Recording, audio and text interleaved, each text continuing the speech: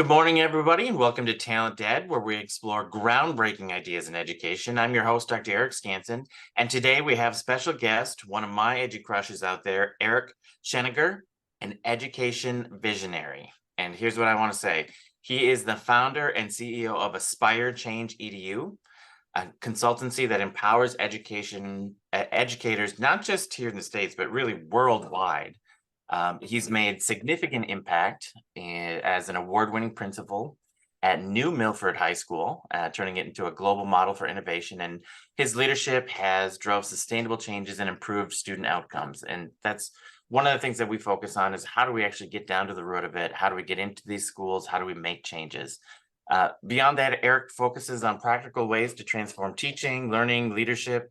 Innovative leader, best-selling author, sought-after speaker who's worked with countless schools, and his mission is to empower educators and learners through evidence-based practices. So today, I am privileged to have Eric here with us, sharing his insights.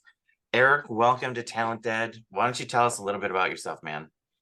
Well, Eric, thanks for having me here. I'm always humbled when I hear people introduce me because, prior to my, I guess, aha moments, my bio was Eric Sheninger, principal of New Milford High School. Yeah.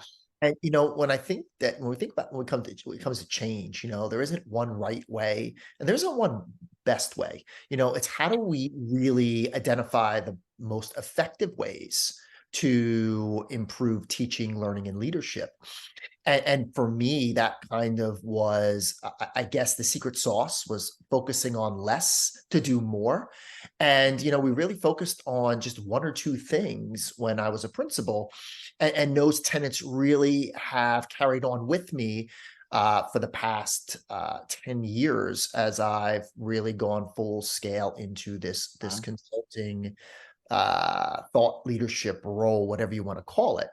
But I always feel that I have to say that, my choice, it wasn't my choice to come into the consulting world. I love being a principal. We were doing amazing work. We improved achievement. People were visiting from all over the world to see our efficacy-based practices that were aligned to research.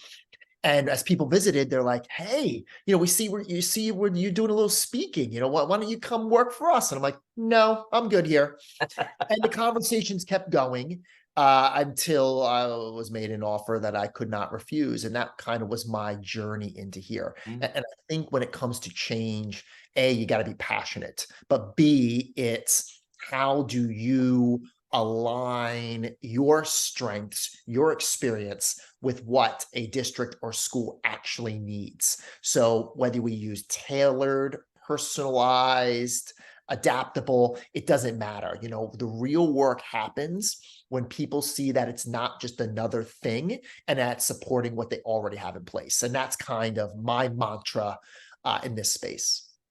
Oh, I love what you said there. I just recently finished this book called Essentialism. And I don't know if you've read that one or not, but one of the key tenets in essentialism is do less better. And I heard you mention that at the very beginning about like what is the key thing here that you're actually making this change effort about and doing it well. Do less better. I'm glad you mentioned New Milford High School. My first question, actually, I'm gonna take you back to the beginning. Um, I want you to think about your time as principal at New Milford High School and maybe when you successfully implemented, you talked about the efficacy-based model or something, a sustainable change initiative that really transformed the learning culture. Um, Tell us about that and maybe like what are the key factors that led to that success for you? First, it's important to know that my journey was a tale of two principalships. During the first part of my principalship, I had a fixed mindset. I was against everything that I eventually helped usher in. And we change when we see value or we become uncomfortable. And I became uncomfortable when a student told me school was like a jail. And then when I got on Twitter shortly after and I realized how much I did not know, it Mhm. was those two aha moments that kind of got me to be more of, in your words, a visionary. Leadership isn't telling people what to do, it's taking them where they need to be in order to be successful. So when kind of I had those aha moments, we started polling our students to kind of get a sense of what they thought about their culture. And that kind of gave us some great insight as, hey, if a good amount of our kids don't see the value in their learning, it's going to be difficult to improve achievement. So we really focused on, and that then was paired with us getting in classrooms more. Even though people associate me with digital transformation, the real essence and substance of my work was on, pedagogical leadership.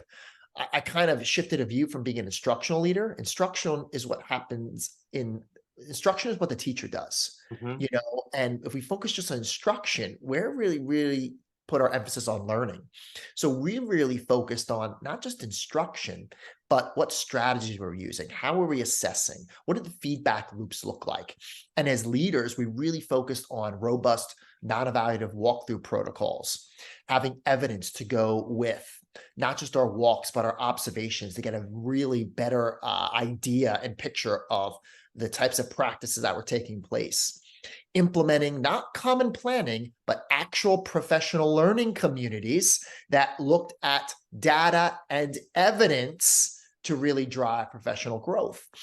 And technology was a big component of that, but we really emphasized clarity. Do what we already do better. And we asked our teachers, hey, forget technology for a second. Let's really focus on how do we improve the level of thinking for our students, and how do we get our learners to apply their thinking in relevant and meaningful ways. Focusing on less to get more, as we both talked about. Then through that, we were the first school in New Jersey to go bring your own device 14 years ago. Blended learning, personalized learning, maker spaces. We were doing that all 13 years ago. The reason we were successful is because we built a solid foundation on pedagogy that then really opened up the door to innovative practices. And innovation is not just new, not just better, but evidence that the new and better is actually leading to improved results. So, we did all that. We improved professional learning, not just with PLCs. We kind of stole the Google 80/20 model. We built in Genius Hour, as some people call it, into our day for every single staff member. They had the time, then they created portfolios to show how they were using their time through their choice to improve their practice. We hosted our own conference. I mean, we did so many different things. But again, the key thing is, if people think change is just another thing they have to do, they're not going to do it. We helped show our staff the value in doing things differently, not throwing out the baby with the bathwater, but how, I don't like the term small win. A win is a win, Eric. And I think sometimes the smallest changes are the most instrumental, and we really need to focus on that. And that's the work that I try to really provide to schools and districts is, let's focus on the small changes. Let's make sure we are consistent. We develop continuity in our practice. Nice. I had a previous guest once talk to me about change, and he actually did a juxtaposition of the word change with upgrade, which I actually really loved. Change has become, synonymous with you have to you drop all these things that you used to do and completely do something different. But that's not really what we're talking about. I love that he used the word upgrade, because everybody loves an upgrade, right?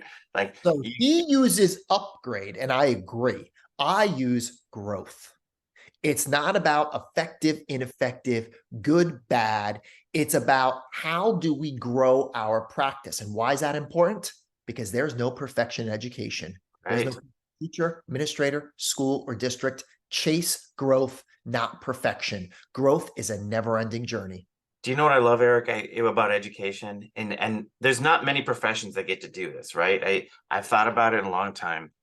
Farmers, professional athletes, teachers, schools. We have a season, right? We do it, we close the season, we come back and we do it all over again. How often do people have that opportunity to reflect on their job in the series of a season and try and do it better the next time? How do we focus on growth so that next year, this new season is actually better than the season before? Like we constantly have this opportunity to grow and do better at what we do. And I just think that's a unique opportunity that we have in education. It is, and, it's something about because we know time always gets in the way, and again, Mhm. I'm empathetic to that. It's how do we really usher in more job-embedded ongoing experiences that, again, it's not something that we have to do, it's something that we want to do, and that we can see the impact. I love using social media to learn through my, personal learning network. Mhm. When I have that aha moment, that light bulb goes on, I can go and find what I need, when and where I need it. But then the key thing is, am I asking the right questions? Am Mm. I taking what I'm learning, constructing new knowledge, and applying it in a way that's going to help me get better results? And it's kind of the same equation with educators. Is, how do we, grow in our lesson design? How do we improve our walkthrough protocols, Mhm. or how we engage educators in feedback?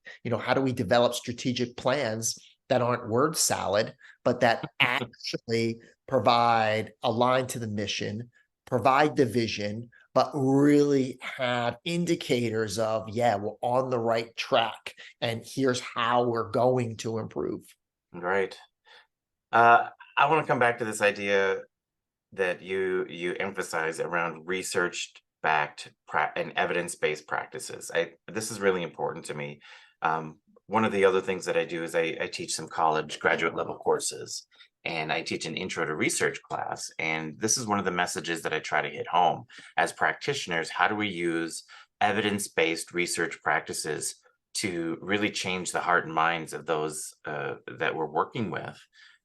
Let's expand on that for a little bit. In your work with schools around the world, you emphasize this idea of research-backed, evidence-based practices. Can you maybe provide some examples or of a particular practice or strategy that has consistently yielded positive results with student outcomes in your experience? Yeah, well, that's we could be here for a while, because you can automatically go to the high effect size research of John Hattie, Patty. who, through his meta-analysis, has really zeroed in on the strategies that lead to improved outcomes. And when we think about the opportunity for feedback, I mean, that's one of the greatest indicators of improvement. Even looking at direct instruction, which is a point 0.6, but just because direct instruction is a highly effective strategy, we have to be cognizant of, are we integrating reviews of prior learning, checks for understanding, and closure, which, by the way, are all supported by research. Mhm. So, we look at cooperative learning. Cooperative learning is a research-based strategy, but are we structuring it in a way where there is a time frame, there is accountability, there Mhm. are roles, really looking at differentiation, and differentiation not just of content, but process, product. Are we moving from differentiated instruction to differentiated learning, which I phrase as personalization?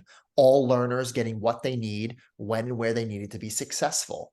We can look at how are we leveraging data. The data is there to help inform our practice, but are we accessing good data? Are we making those needed shifts to practice? Are we reevaluating uh, the data after we've changed our practice? So, you know, I'm a big fan of Google Scholar Mhm. because you can really dive into peer-reviewed research. And I think as leaders, it's important that we're able to articulate, hey, here's what the research means. Here's how it supports the practice.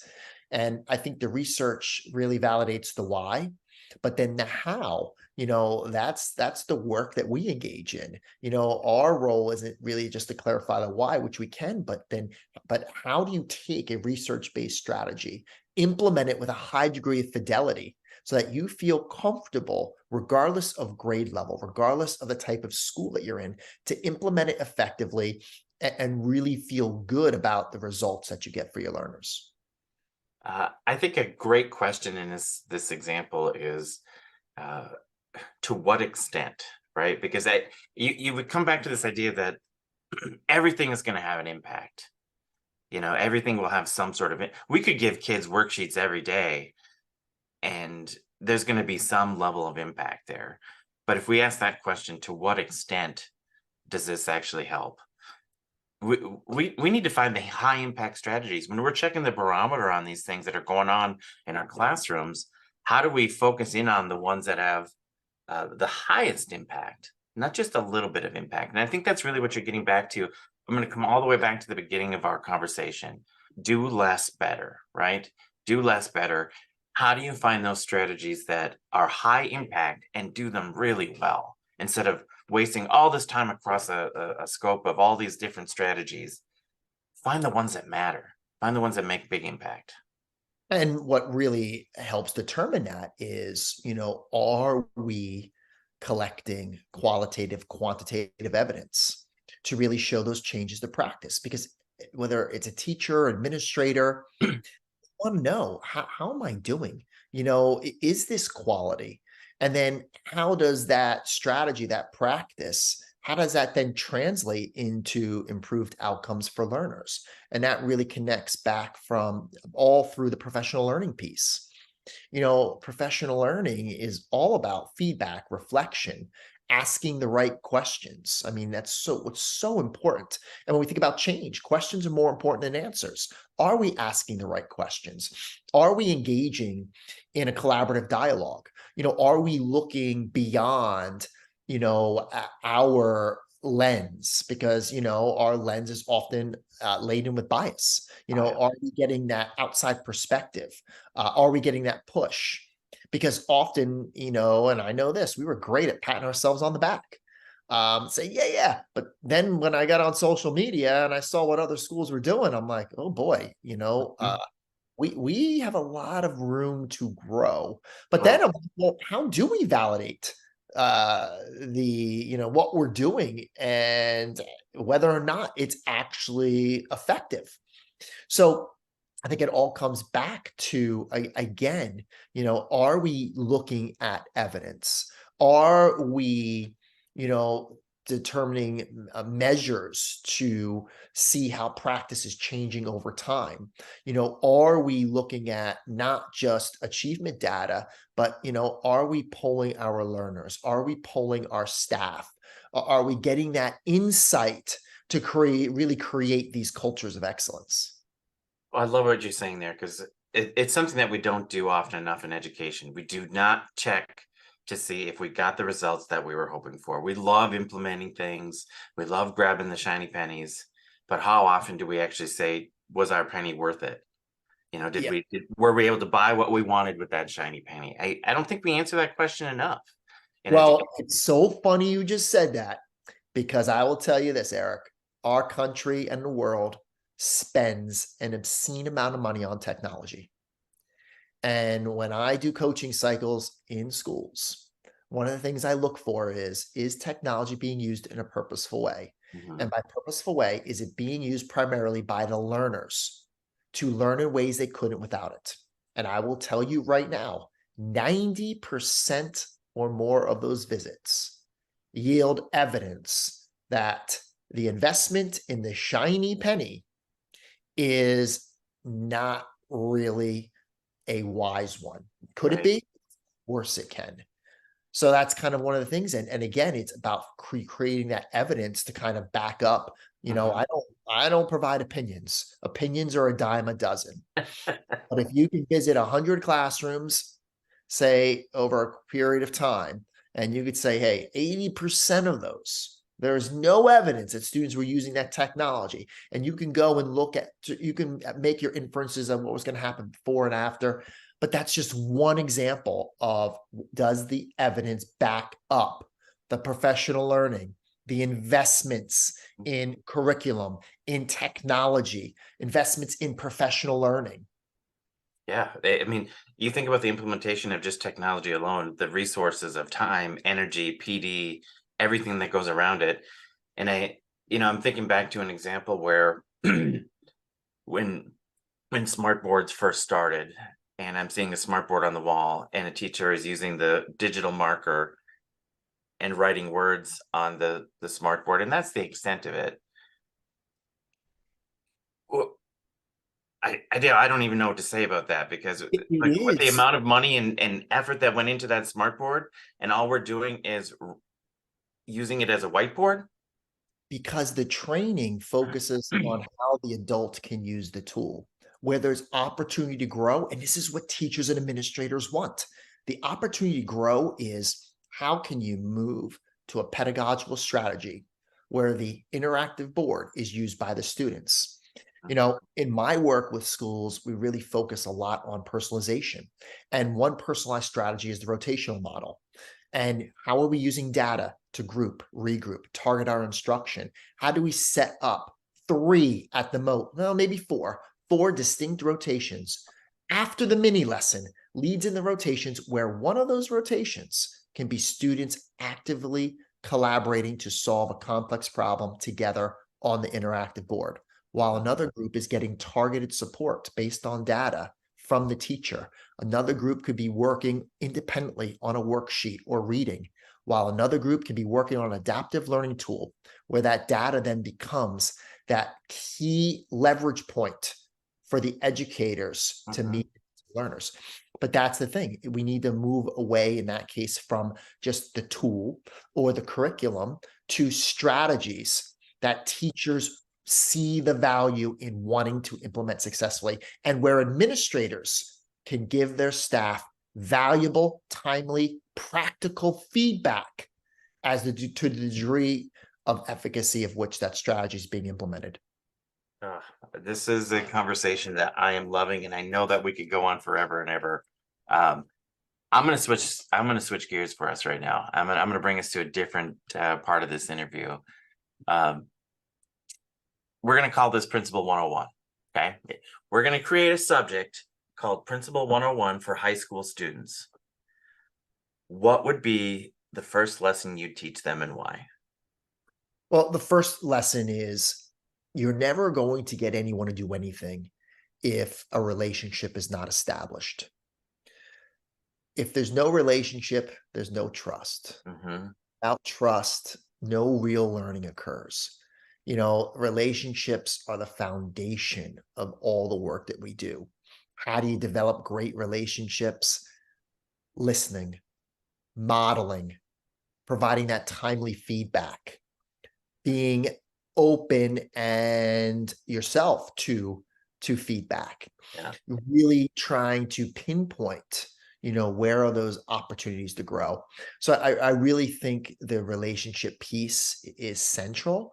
The other thing is, everybody wants to know, how do I do it? So a big component of the Principle 101 is, how will you as students, how will you show people how to implement an idea or strategy within their context? I'm a big proponent of don't ask others to do what you're not willing to do or have not done yourself. So I would work with those students to get them to be comfortable to go in and teach a lesson, to really model those strategies for those that they're trying to support. I mean, that's a big one. And I think also, another, when we look at the what, I think building relationships, showing how to do it, but then finally providing the resources so that people can do their best work.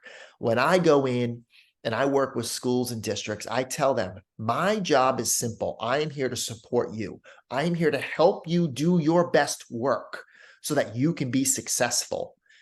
Where do you want to go? Share that with me. And then we will work together to get to that destination. And by the way, when we get to that destination, there will be clear indicators of success. Nice. Well, one of your focuses is around innovation. We've talked a little bit about innovation. Um, Innovation sometimes comes in the weirdest places. Talk to me about the weirdest place that you ever had, like a eureka moment. Like, was it the shower? Was it like, gardening? Was it on a run? Like, Where do you get your eureka moments when something like sparks with you? You know what? They come every direction. Right. Last night I got one while I was watching Loki season 2, and Oh, I paused it and I went down and made a note so I remember to follow up on it today. Um, I when I am home, which isn't often, walking my dogs, they love their walks, and just being out there, sometimes when the sun hasn't even come up yet, something will spark, yeah. and then I will just go on my phone and write it down. So there isn't one certain moment, but I'll tell you right now where I get my best ideas, in my opinion, is when I'm working shoulder to shoulder with administrators and teachers. And I tell them, listen, everybody, don't look at me as the expert. Hmm. It doesn't care how many books you've written, how many TED Talks, you guys are the experts because you're the one that has to take the ideas and strategies that I convey, implement them with a high degree of fidelity and find success. And when I see them implement an idea, let's say it could be a choice activity, a well-designed choice board that's scaffolded, that has a 3-question formative assessment afterwards. When I see them implement that, then it gives me that spark on here's how I can help Hmm. another school through the work of someone I'm already partnered with. So I guess those are where I get my best ideas. They're not actually crazy, but I'm kind of like a proud teacher. Yeah. And, when I present, my presentations are just full of the examples of, and I always say, here's what it could look like because you're going to do it better because better is aligned with your context, your culture, your students. Mm. I love that idea. That innovation is around us, right? You just have to pay attention to be inspired. Speaking of being inspired, how I've not started season 2. Is it good? Are you approving of season 2 so far? All the hype online is not really living up, in my opinion. Oh, That's just my opinion, but season again, 1 was really good. everyone's tastes and preferences are different. Okay, all right. Well, I'm still gonna watch it. Maybe we'll have to come back together to have a Loki series club or something. Um, Last question. We know that you're a leader in the field. If we could transplant you back into high school with your same mind right now, what kind of student do you think you'd be? Or maybe you want to tell us first, what kind of student were you? Like, were you the class clown, the overachiever, laid back philosopher, witty? Like, who were you, and what would you be now if we had to transplant you back into high school again? I was the conformer and complier. Does that sound familiar? Yes. Um, you know, Above average in my opinion. Some days better than others, but I conformed and I complied.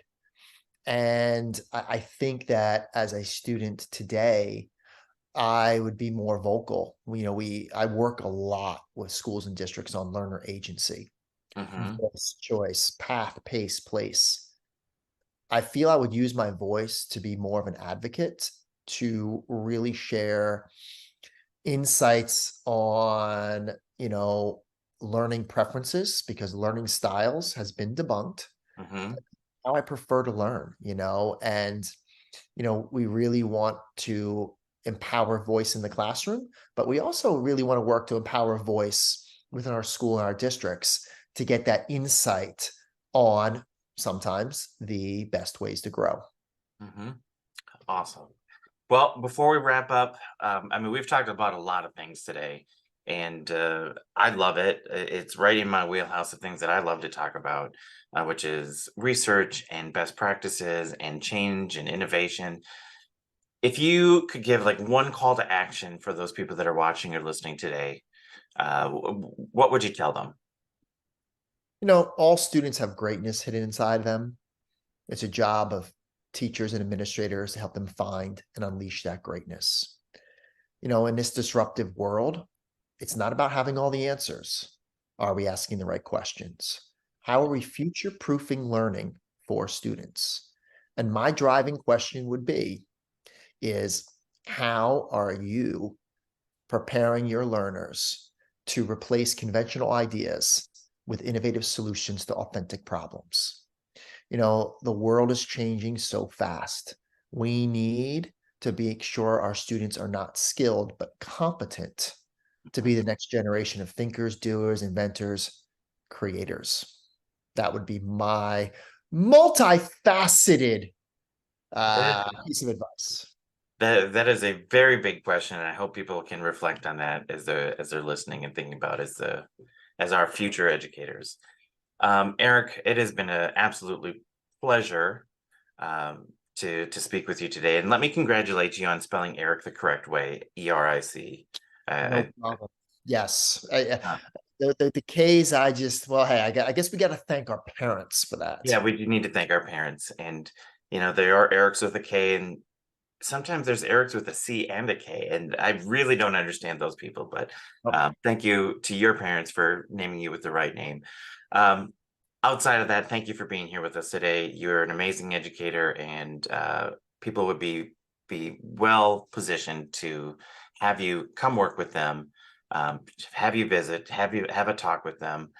And again, I can't thank you enough for being here. So with that, everybody, that's a wrap for this episode of TalentED with our guest, Eric Sheninger. Those insights are invaluable around innovation and the world of learning. And remember here that our mission at TalentED is to empower educators and learners alike. And I think that matches with Eric's message. Empower those around us to make those decisions. Eric's wisdom certainly has helped us with that goal today. And to our listeners, here's what I'm going to say. If you are interested in working with Eric, you see his contact information right on the screen. I am more than happy to help you through School Pro as well. Get connected with Eric and get him to your space so that he can help. And the rest of us, don't forget, we're going to be staying PKS, which is positive, kind, and supportive in your educational journey. So keep exploring new ways to make a difference in the world of education. With that, thanks, everybody. Have a great day.